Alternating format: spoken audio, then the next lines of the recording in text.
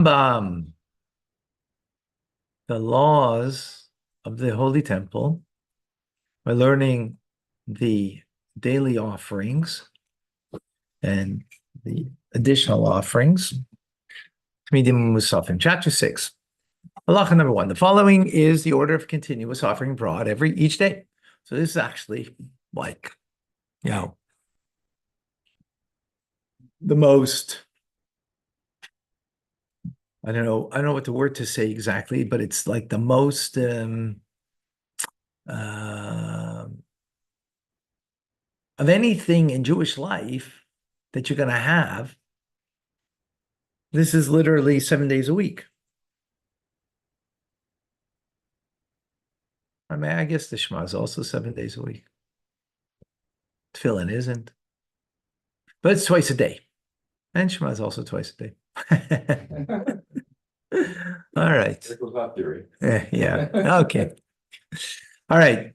Continues. Shortly before dawn, the supervisor in charge of the lotteries comes and knocks gently on the gates of the temple courtyard. And we learned about lotteries yesterday, about how everybody gets their position. There were a lot of Kohanim and a lot of different things to serve, and things were done by lottery. In any case, so shortly before dawn, charge of the lottery comes, knocks on the gate of the temple courtyard, Shar Nicanor.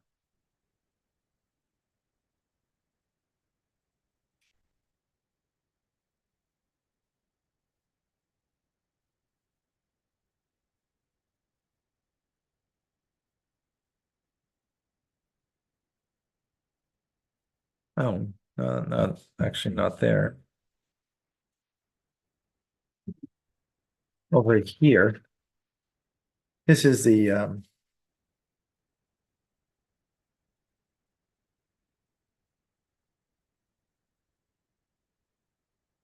this is Sharnay. This is the gateway of Nicanor.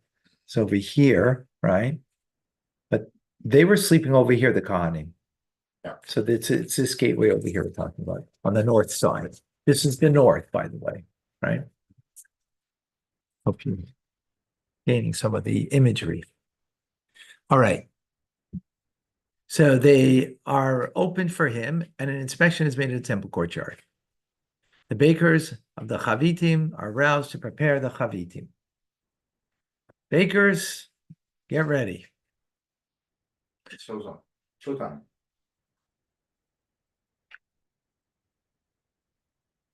Must have been so beautiful with the ladies' music, the whole situation, the whole ritual. Glory. All of the Kohanim there will have already immersed themselves before the supervisor comes and garb themselves in priestly garments. Already went to the mikvah. They're all ready to go. They come and stand at the chamber of the hewn stone and carry out the first and the second lottery. She spoke about yesterday. The Kohanim who merit are designated to perform their services, as we explained. The one who merited to remove the ashes from the outer altar, right, begins removing them according to the procedure we described. That was yesterday. Afterwards, he arranges the large array of wood on the altar. Then he arranges a second array, and then he brings up the 2 logs of wood and places them on the array to increase the fire. Yeah. Afterwards, he enters the chamber of the utensils.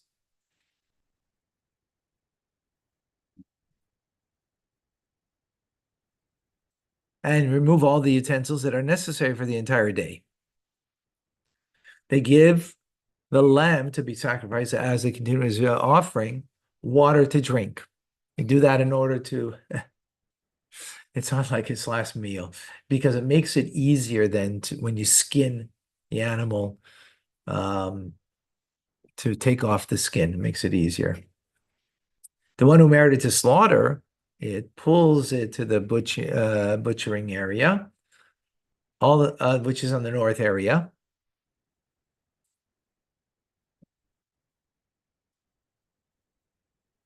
Over here is the north area. Okay. All of the Kohanim who merited to take up the limbs up to the ramp follow him and wait there until they open the great gate. Nicanor of the sanctuary, right. When the gate is open, the lamb to be sacrificed as a continuous offering is slaughtered. Right? The day begins. I'm sorry. I'm sorry. I didn't mean to laugh. Huh? I didn't mean to laugh. So the day begins. After two Kohanim enter the sanctuary, one who merited to remove the ashes from the inner altar, right? By now you know all of this stuff, I hope. Yeah. Right, here's the inner altar, right?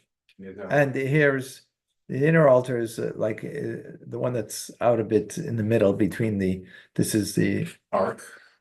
No, the ark is in the Holy of Holies. Yeah, of course. And then there's the one on the ramp. Right. And by the side. Right. So the inner altar and the other who merited to remove the ashes from the menorah. So they go in and they remove the ashes, as we explained yesterday. The one who removes the ashes from the altar should do that at the same time the slaughterer slaughters the lamb to be offered as a continuous offering. Afterwards, the person who receives its blood dashes it on the altar. Different person. After the blood is dashed on the altar, the second Kohen in the sanctuary kindles 5 lamps. And both of them leave the sanctuary. One who's cleaning and the one who kindles, right? Nutrition, right? The Kohanim in the butchering area skin the lamb and cut it into portions. Each one brings a limb which he merited to the ram. The limbs are placed on the lower half of the western portion of the ramp. Northwest. This is the ramp. This is the western. So, right, this is the western side. That's the eastern side. Yeah. This is where, right, sunrise opening. This is where the Holy of Holies is on the west, right?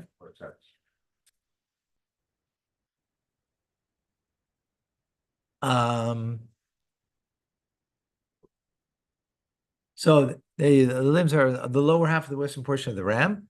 The portions the animal sacrifice as additional offerings are placed in the lower half of the eastern portion of the ram. Those of Rosh Chodesh are placed on the top of the altar between the horns, in the place where the Kohanim walk to publicize that it's Rosh Chodesh. There they salt the limbs. They also salt the ramp, even on Shabbos, so the priests do not slip and fall while bringing wood up the ramp. Although the salt intervenes between the Kohen's feet and the ramp, it is not a concern since carrying the wood is not part of the temple service. Especially in the winter, right? Oh, they're barefoot. Yeah, So they're barefoot. Cold.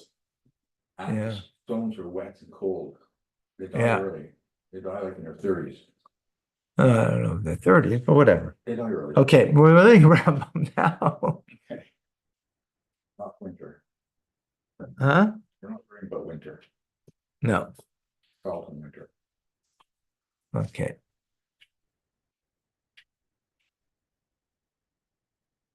So since the bringing of the wood is not part of the temple service, so therefore it doesn't matter if there's salt that intervenes, but they're bringing limbs also. So there shouldn't be the salt there then. Okay, number 4. After the limbs are brought to the ramp, all of the Kohanim gather in the chamber of hewn stone, and the supervised Elohim recite one blessing. They begin the recitation of blessing Avas Olam, the 10 Commandments. Passage of Shema. Avas Olam is what we say before the Shema every day, right? We sing part of it on Shabbos, if you recall.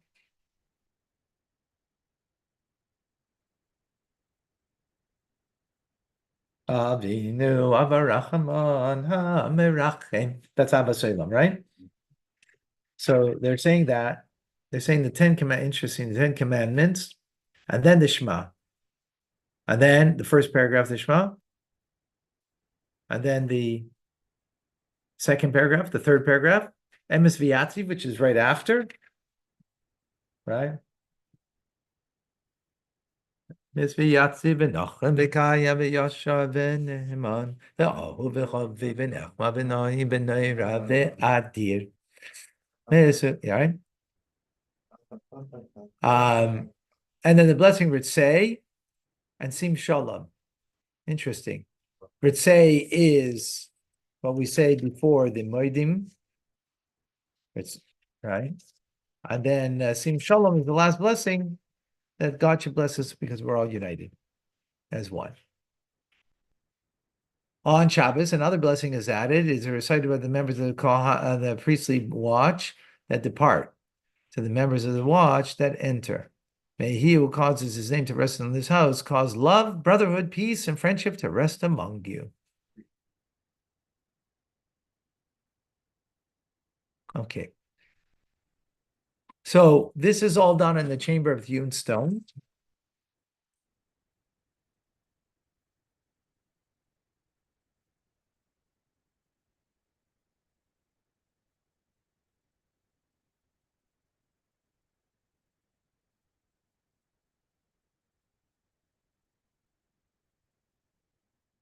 Hold on a second.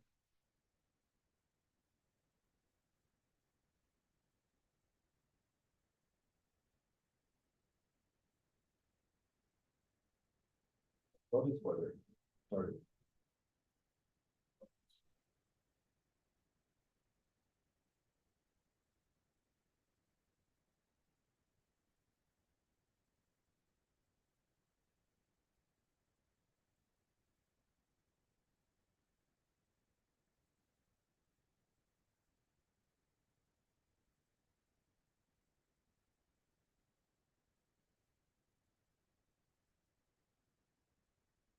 Oh. I said it was over here before. It was over here on the north side. Yeah, that's where it was happening.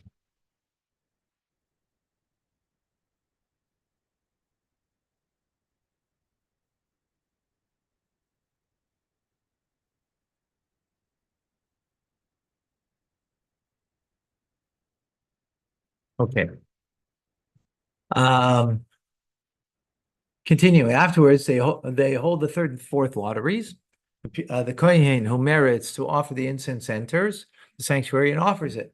Afterwards, the one who merited to remove the ashes from the menorah enters and kindles the 2 candles, because 5 were already lit, 2 more were separated. Just kind of, we learned yesterday, that's kind of make it more of a thing, if you will. The kohen who offered the incense and the one who removed the ashes of the menorah depart and stand in the steps of the entrance hall together with their Kohanim brethren.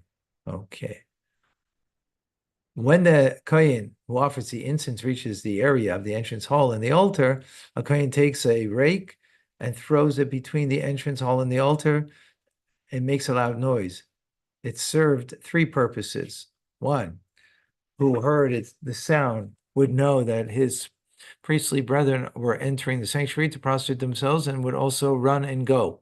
Remember, no one's supposed to be there when the Kohen comes in and he's bringing the incense.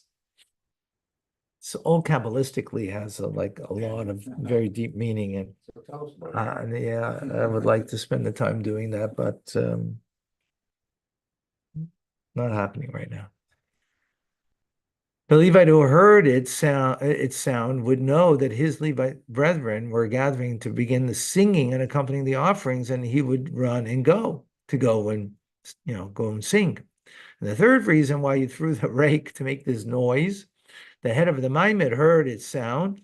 He would have the impure people stand at the eastern gate because of a suspicion, so that everyone should know that they had not brought their atonement offerings as of yet.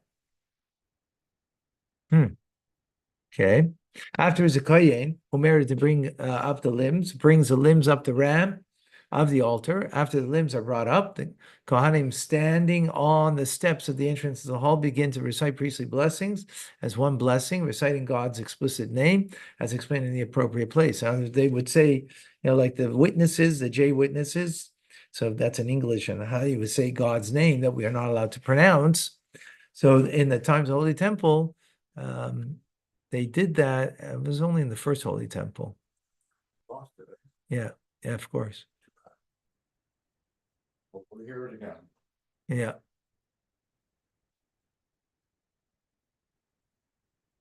Be long.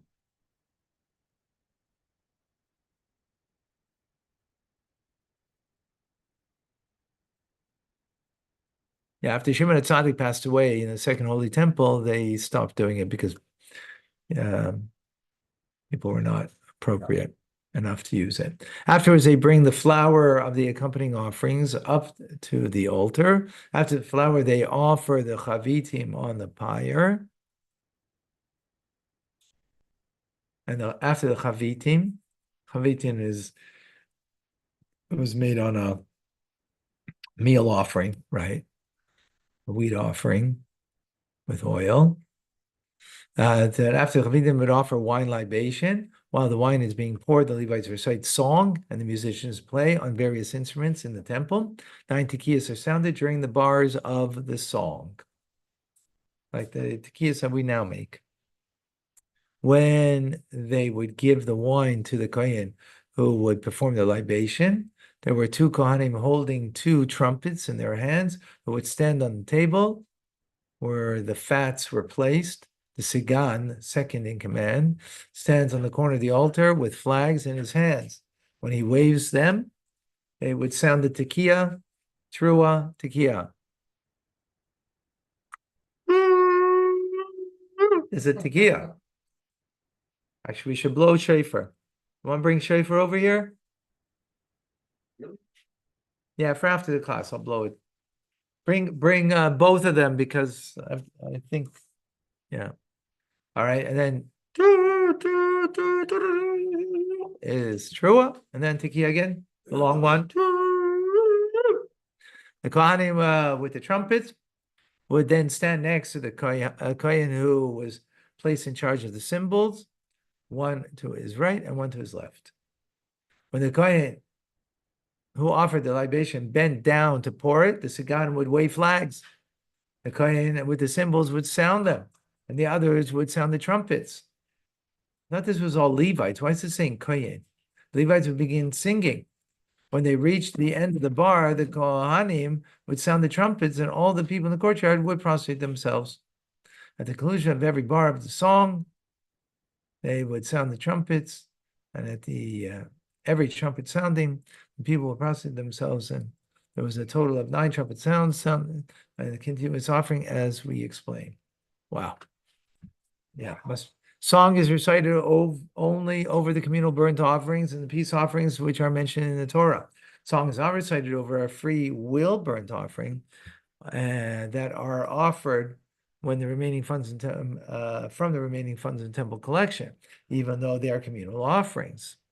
Similarly, when the additional offerings are brought independently, song is not recited over them.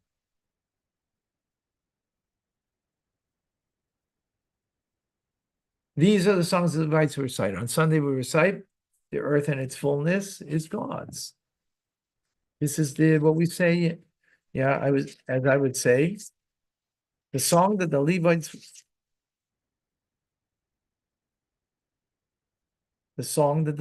would say. Not how I say it.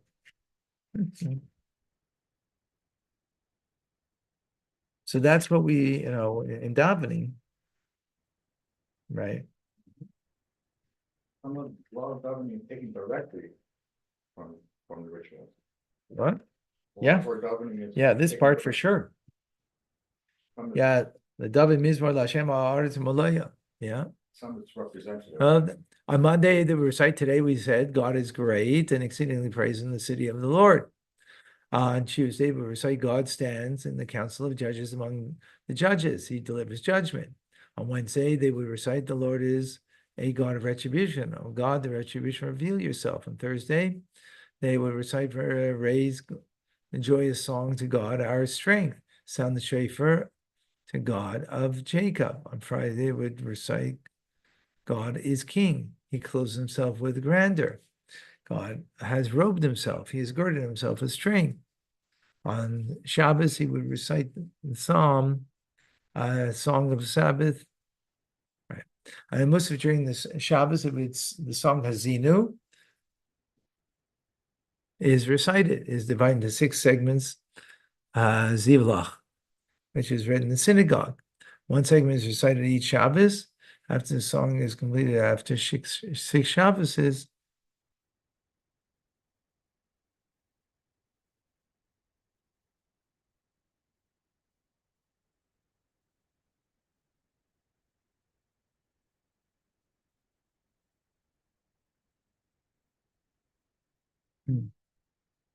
all right. Okay, there's one segment recited by each Shabbos as the song is completed on 6 Shabbos. They would return to the beginning. In the afternoon of Shabbos, they would recite from Then Moses Sang, from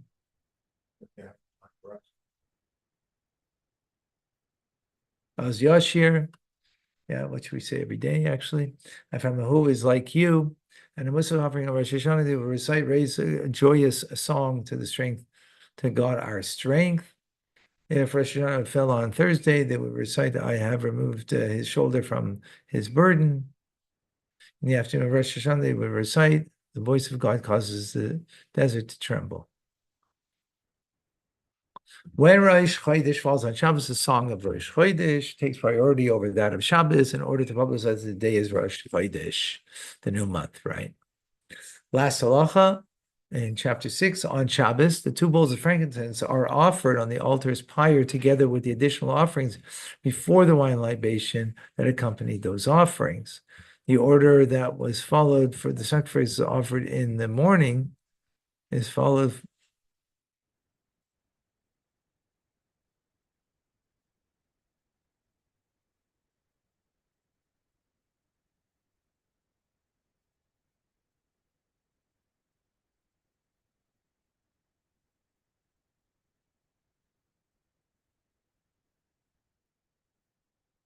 In the morning, following the sacrifice, and in the afternoon, the exception, the removal of the ashes from the outer altar, the arrangements of the arrays of wood on the altar, and the lotteries for which only performed each day in the morning, as we explained. Now we're going into additional offerings of Rosh Chodesh, Shabbos, and so on. All right, amazing. When do you get Thank you.